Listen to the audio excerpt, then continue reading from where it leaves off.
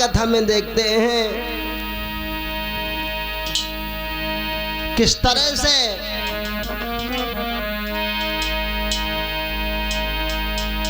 आइए, बड़ा ही प्यारा हनुमान जी का नाम है, सब लोग बोलेंगे। भक्ति के रंगे रंग में, भक्ति के रंगे रंग में हनुमान नजर आए।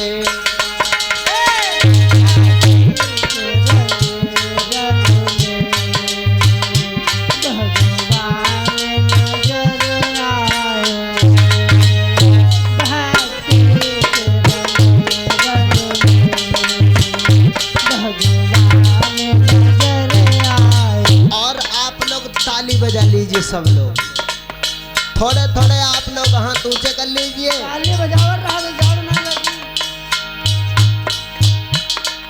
प्रेम रोग कुछ और ही अजब तरह का होई,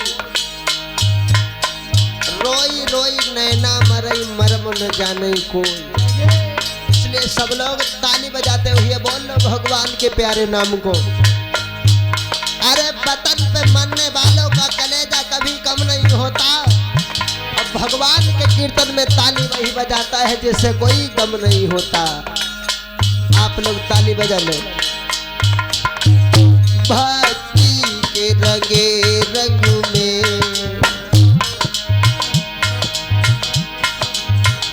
भक्ति के रंगे रंग में हनुमान नजर आए।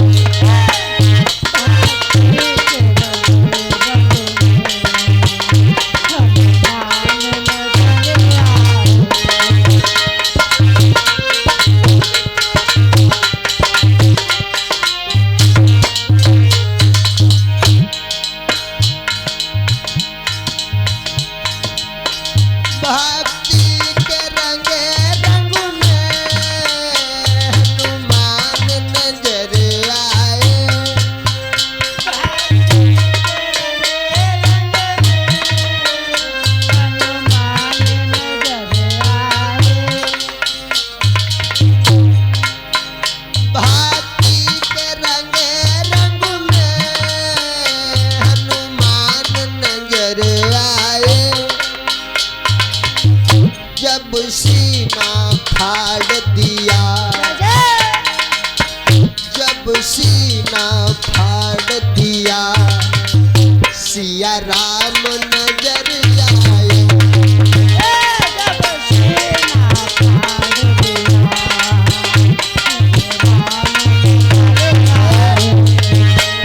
जब सीना फाड़ दिया,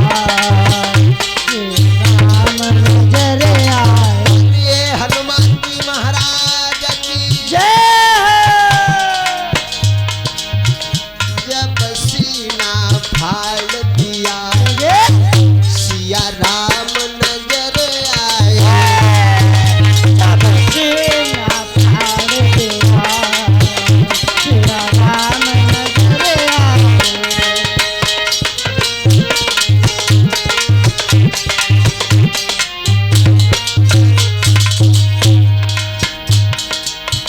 जब सीता हरण हुआ लंका में आई है, जब सीता हरण हुआ लंका में आई है।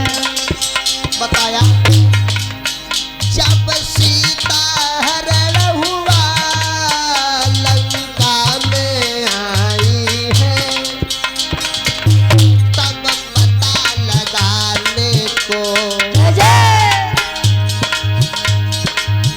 तब पता लगाने को हनुमान नजर आए।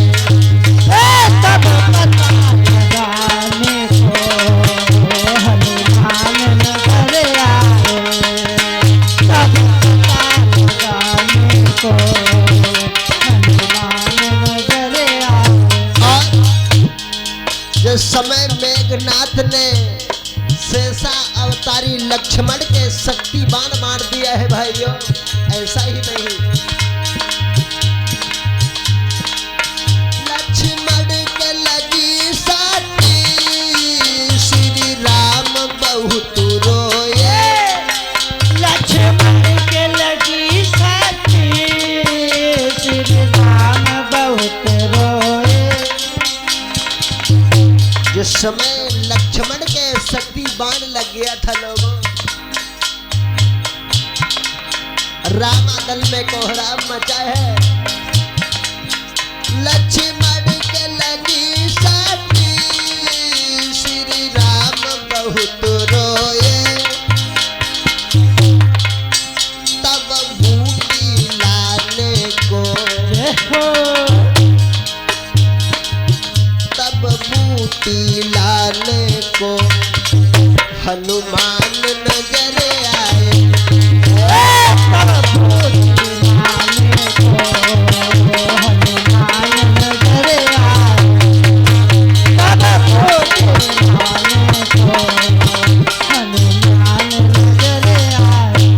और हनुमत कहना है ये, कलयुग में भक्तों में प्रभु तुम्हें पुकारा है।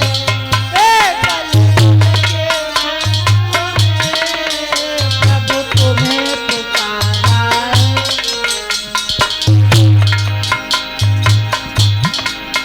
कलयुग में भक्तों ने प्रभु तुम्हें पुकारा है।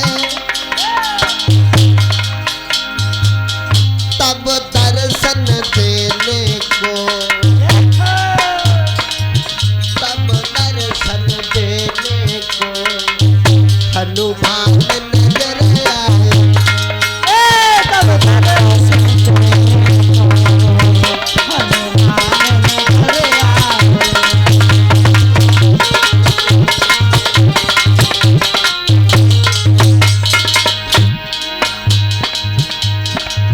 भक्ति के रंगे रंग में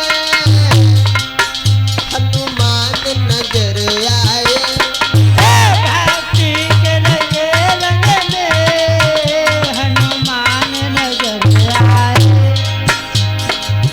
भक्ति के रंगे रंग में हनुमान नजर आए।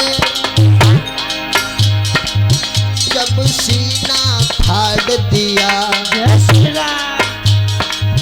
जब सीना फाड़ दिया श्री राम नजर आए। जब श्री राम नजर आए।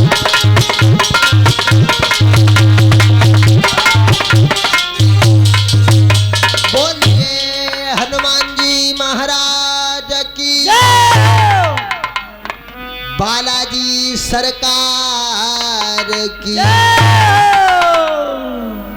आइए वहीं पर देखते हैं भगवान की गाथा में, जहां पर भगवान की बड़ी ही पावन अमृतमयी कथा चल रही थी। इधर श्री सूत जी आज सौनकादि ऋषियों को समझा रहे हैं।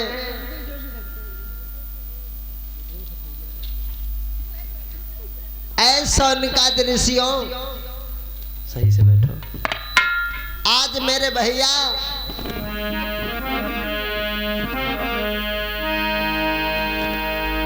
इधर जब कलयुग को रहने के लिए महाराज परीक्षित ने जगह बताई है। कहा जहां जुआ खेला जाता हो तुम वहां रहो, जहां शराब पी जाती हो तुम वहां रहो, जहां पर झूठी बातों की हंसी उड़ाई जाती हो तुम वहां रहो, जहां पर वैश्याएं रहती हो तुम वहां रहो। तो कलयुग कहने लगा महाराज जितनी बुरी बुरी जगह थी तुमने वो सब हमें ही बता दी। कहा कोई ऐसी जगह नहीं तुमने बताई जहां पर हम लेट करके विश्राम तो कर लेते थोड़ी देर। तब अंत में कहा है जाओ कलयुग तुम कंचन में वास करो, सोने में। और जैसे ही सोने को नाम कलयुग ने सुनो तो देखा महाराज परीक्षित जो है वो अपने सिर के ऊपर सोने का मुकुट बांधे हैं। तो कलयुग ने मालूम क्या सोचा कि अब जाएं कहाँ, कलयुग तो सोने का मुकुट लगाए ही हैं, अब जाएंगे कहाँ। कलयुग ने छोटा सा रूप बनाया। ऐसा ही नहीं भाइयों, कलयुग ने छोटा सा रूप जब बनाया, अरे कलयुग छोटा रूप बनाया,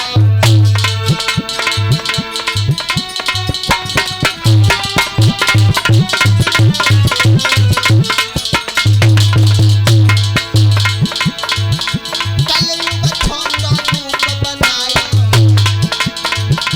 और सोने के मुकुट समाया।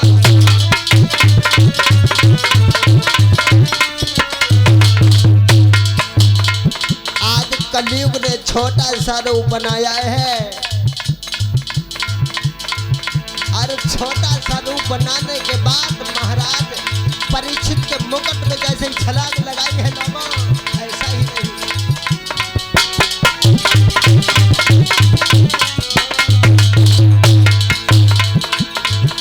तब राजा ने ऐसो बढ़ायो, बढ़ायो, बढ़ायो, चल के निकला आश्रम में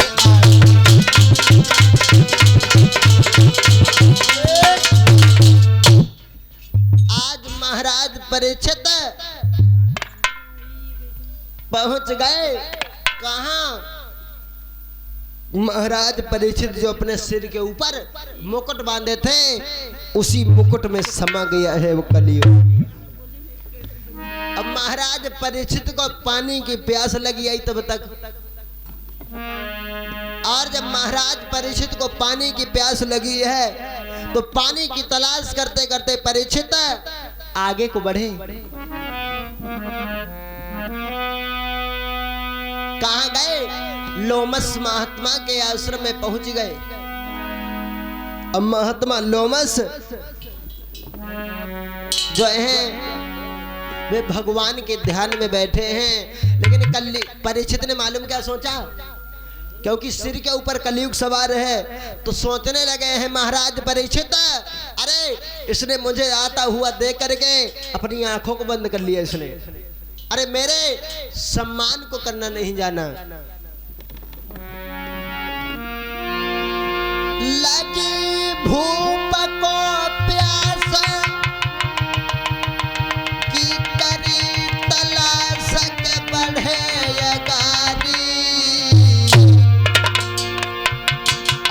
ऋषिलोमस के आश्रम में के पहुंच गए तपधारी।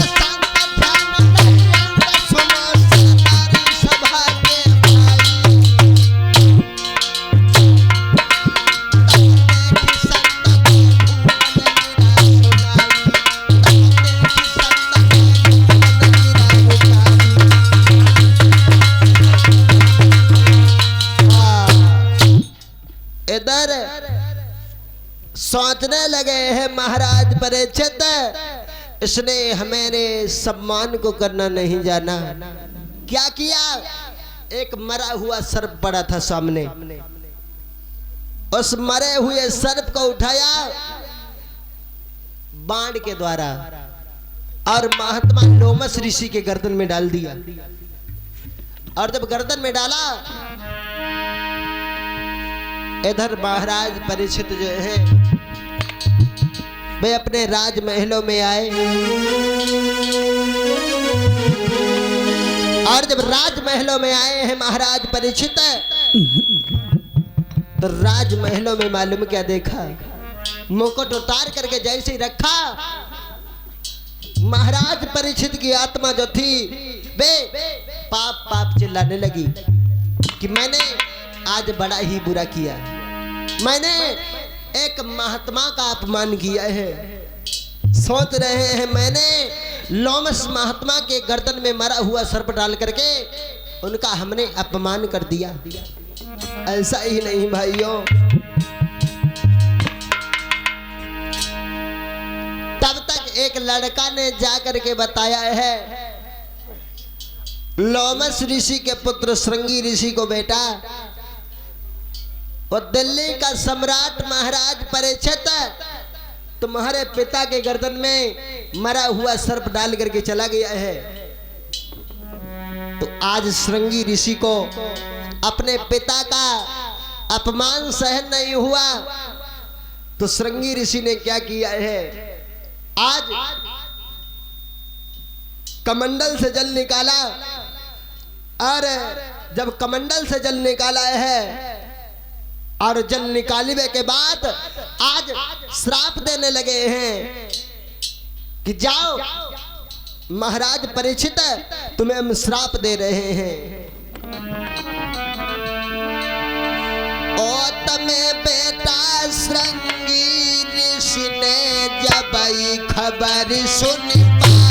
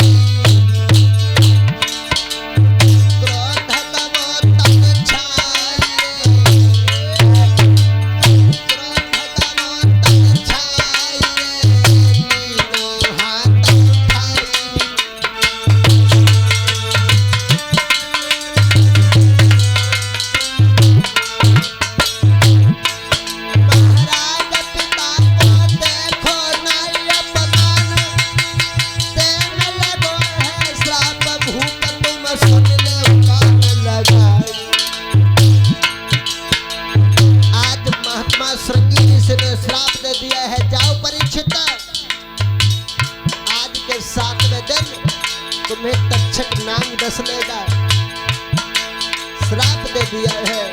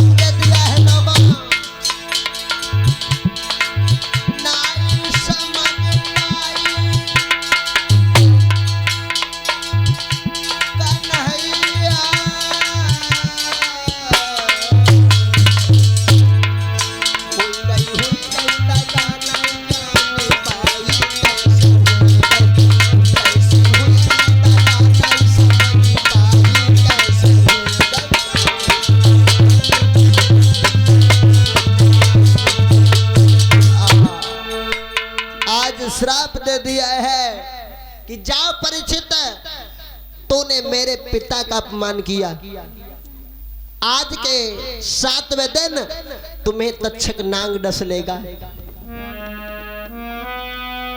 ऐसा श्राप देने के बाद अपने पिता के गले से वो मरा हुआ सर्प उतार करके नीचे रखा, कहा पिताजी अपनी आंखें खोलो ना। आज लोमस ऋषि कहने लगे बेटा श्रृंगी ऋषि, क्या तुमने ऐसे धर्मात्मा राजा को श्राप तो नहीं दे दिया? श्रृंगी ऋषि कहने लगे पिताजी मैंने तुम्हारे अपमान को बर्दाश्त नहीं किया, मैंने उस दुष्ट राजा को श्राप दे दिया। लोमस ऋषि कहने लगे बेटा जाओ उसे तुरंत खबर पहुंचा करके आओ, आज के बाद इस भारत वर्ष में ऐसा धर्मात्मा राजा दोबारा नहीं होगा। उससे बता दो जाके कि वो कोई अपनी मुक्ति का मार्ग ढूंढ ले। भेजवाई दीजो खबर भेजवाई है और सोचे हरी पाई है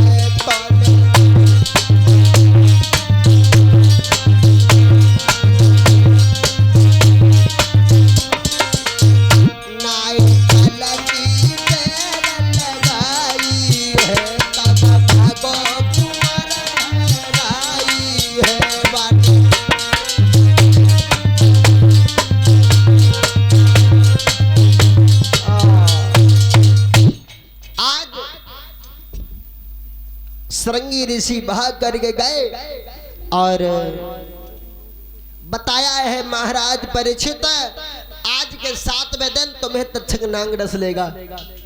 महाराज परीक्षित जो थे वो मन में विचार करने लगे परमात्मा ये क्या हो गया।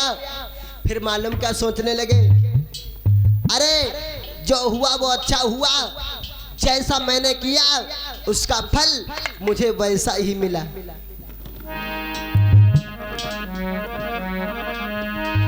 कहा मैंने एक महात्मा का अपमान किया है,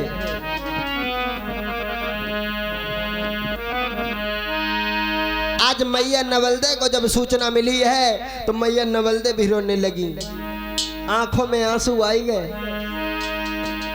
और रो करके बोली महाराज ये क्या हुआ। तो महाराज परीक्षित कहने लगे महारानी सबको ये दिन देखना पड़ता है, जो दुनिया में आया है उसे एक न एक दिन जाना है, कोई पहले जाएगा तो कोई बाद में, जाना सबको है। आज महाराज परीक्षित समझा करके बोले और अभी महाराज परीक्षित जो थे वो कुछ देर पहले अपने आंगन में बड़े खुश थे, लेकिन जैसे ही श्राप की खबर मिली मैया नवलदे के आंखों में आंसू छलक आए, महाराज परीक्षित के भी आंखों में आंसू आ गए। तो इस जीवन का कोई भरोसा नहीं है। किसी कवि ने बताया क्या, अरे पल से पल में क्या हो जाए, इस पानी भरे शरीर का कोई पता नहीं, तकदीर का कोई पता नहीं, तकदीर का।